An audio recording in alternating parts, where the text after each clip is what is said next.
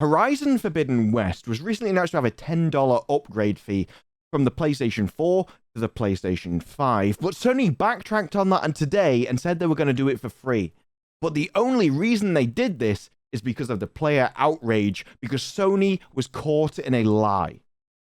Now, I come from the PC, all this was new to me, so I spent the last hour investigating cross-generational platform pricing and exactly what that means for gamers. And what I found took me from confused to disgusted. All of this may be normal for you. You may know all of this, but even in that case, I think an outsider's perspective might be invaluable. So join me as I take you down my last hour investigations. Join me as I take you down the road on this ever-expanding spiral of bullshit. You see, it all started with this, where it was very clearly shown that all the different console versions will have different pricing. You see, you have the PS4 version on the right, which is £60, and then you have the PS5 version, which is £70. Then you had weird media articles like this from TechRadar, where they said that the Horizon Forbidden West lack of PS5 upgrade is not a surprise. But it was sad to see, which is weird, because actually the PlayStation CEO himself had come out earlier and said this, that no one should be disappointed. The PS5 versions of those games are built from the ground up to take advantage of the PS5. And we will have an upgrade path for PS4 users to PS5 versions for free. Sony had literally promised that the PS5 was going to have a free upgrade, as you would expect for this kind of thing. All of these games, it's not extra work to make them. It's not extra work to make something for a PS5. All of this work has already been done for the PC. The higher resolutions, the better quality textures. All they're doing is turning the graphic settings up from low to high. And yet they want to charge you a literal 20% increase in price for something that PC gets for free. And don't get me wrong, this isn't any kind of PC Master Race kind of stuff here. I'm not trying to make that argument. This is just me going, this is how the other side lives. This is normal. Why are you putting up with this? And so I wanted to investigate some more. And here we are with the rebuttal, where it clearly says that actually we're going back on it because nobody stood for this. This is what you can do when you don't stand for this. When all of the PlayStation users and all of the gamers get together and go, what on earth are you doing? You've lied to us. Why are you charging us more for simply re-downloading the same game? Of course, Sony were very specific. We'll make an exception in this one situation, but for every other game going forwards, you'll have to charge the $10 extra price. The fee for literally no extra work. Why? Well, no, you put up with it. Not that you have any other choice. So I'm like, what's it like for the Xbox? Because I didn't know. So here we are with the Xbox Smart Delivery System. Now, as far as I can tell, Xbox first-party games seem to have a free upgrade from this. And what this system actually is, the Smart Delivery, is basically you download the game, and then the Xbox people keep it all up to date. They download the latest version automatically. Whereas on PC, we call that buying the game. But even that isn't as simple as it first appears. It seems almost deliberately complicated. Because on Xbox, they've got a list of games which are actually compatible and work with this system, because not all does. And then you've got things like this, where it says that Battlefield 2042 is compatible with this system. It's got 2 ticks next to it. So why on earth do we have this, the Xbox One version for £60 and the Xbox Series X for £70?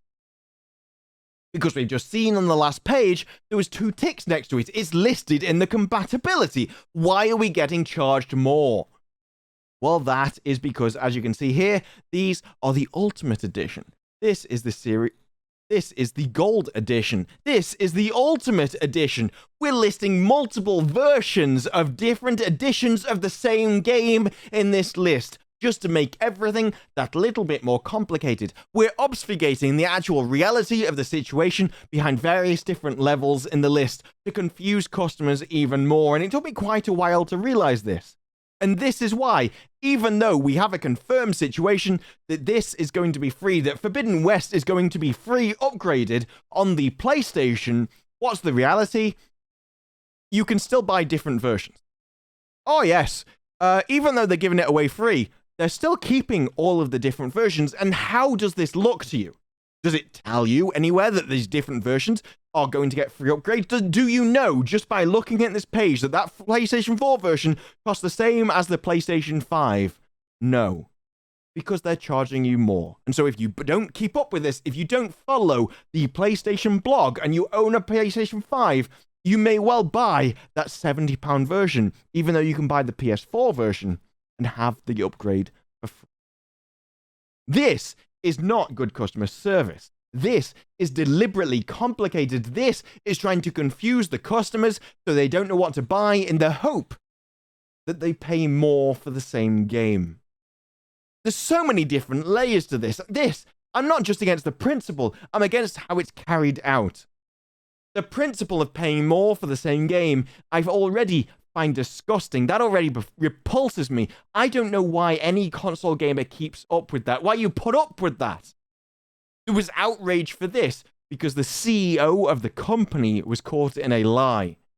But every single game that comes out with this, which charges more for you playing that game, should already have the same level of outrage. I can't even imagine upgrading my GPU and then having Steam go, you know what, we want to charge you more for that because you actually bought that game on a different GPU and now you can play it at a higher resolution. You can play the game you've already bought at a higher resolution, and that means you should pay more.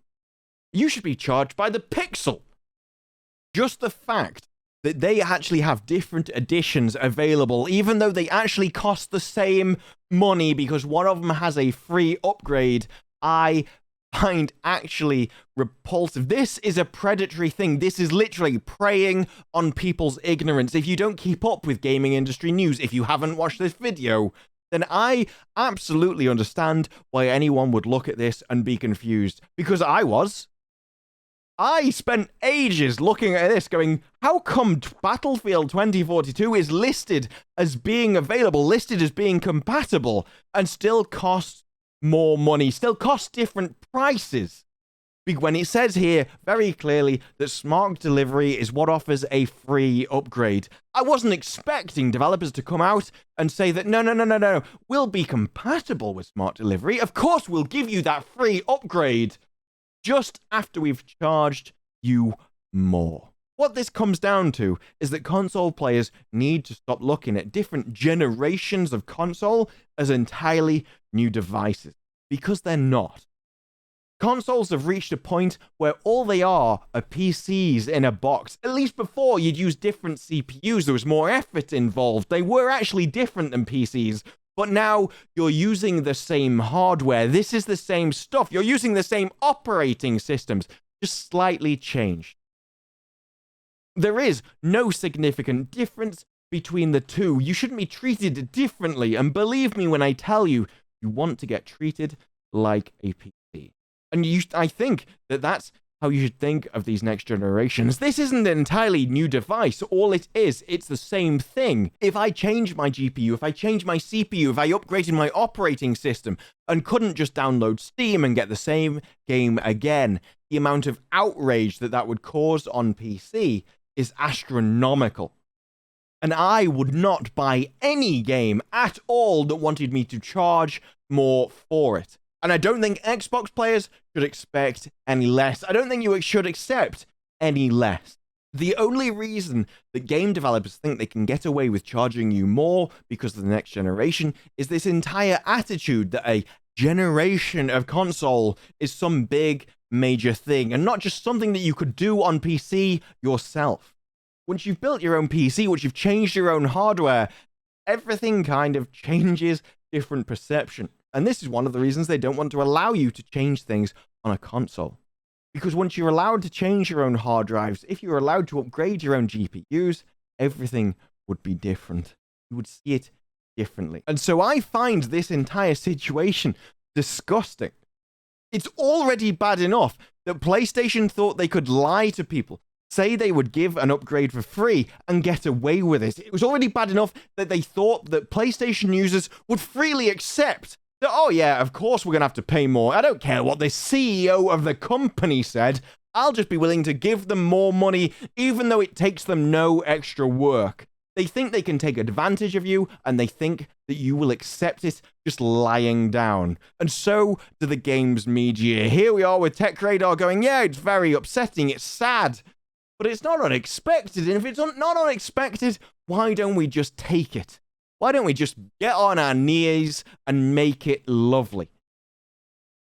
And that is why they will keep this page up, because they know there'll be no backlash for it, because they know that all the people that complained will just be happy now that they take it for free. It will be dropped, and they can still take advantage of everybody that doesn't know the truth, that doesn't keep up with this kind of stuff. And I don't care about the knowledge base of the customers. I don't care whether they keep up with the information or not. This is about the principle, about treating your customers with respect, about not actually taking advantage of them. And that is what has happened in recent years for console users. They just keep getting more and more money out of you without providing extra value. And you're like, well, they actually offer us higher resolution. That comes as standard as for other people, and so it should come as standard for you. It takes them no extra effort, no extra work to change something from low to high. And before anyone goes off about, oh, well, you know, the inflation's caused everything and that's why they can't do it, I have so many counter arguments. That argument is so weak, so pathetic, I could make an entire case of videos on it just disproving that one theory. And it is shills like that which mean that things like this happen, that means that they can take advantage of you. Those are the people which are causing it, the people that pop out of the woodwork magically and just start defending every anti-consumer practice which has ever happened in gaming. There comes a point where you shouldn't stand for this kind of thing, and this was one of them, and it showed you what could happen, and yet still, Sony came out and said, we don't care. And the reason they don't care is because they know that PlayStation users have no other choice. When you buy a console, you literally have no other choice, because your entire thing is locked down by one platform, one company, and you never, ever want centralized control of anything in your entire life. You always want choice. You always want competition, because competition is the only thing that keeps them honest. Competition is the only thing that means they can't take advantage of you through things like this. And it's not just in gaming, it's in everything. This is a universal point which has been proven true throughout all of history. And it's just getting proven true even more here. So I don't think console gamers should put up with this. I don't think anyone should accept this. And you've already seen what happens when you don't. I think there should be massive backlash from the pricing. I think the entire thing is disgusting. And just sitting here as a PC user, I'm amazed it's even going on. Such basic features like smart delivery, which we've literally had for over a decade in the PC space and now being pitched as massive advantages. And game developers, which just accept it on PC, are now not accepting it on console because they know it would cost them money. Just the basic decency of how you should supply a product isn't even being obeyed because they think they can get more money for it. And this isn't my fight. I don't care about the console PlayStation wars.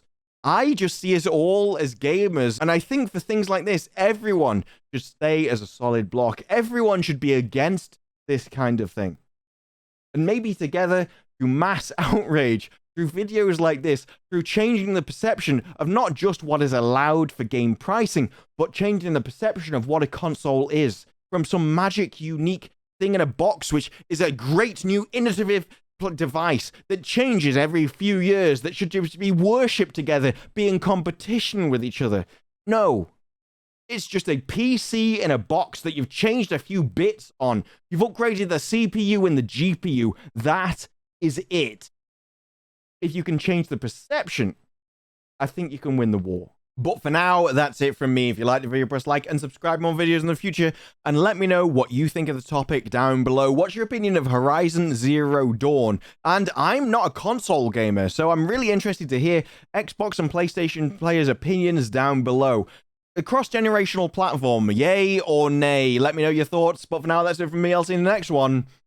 Bye-bye.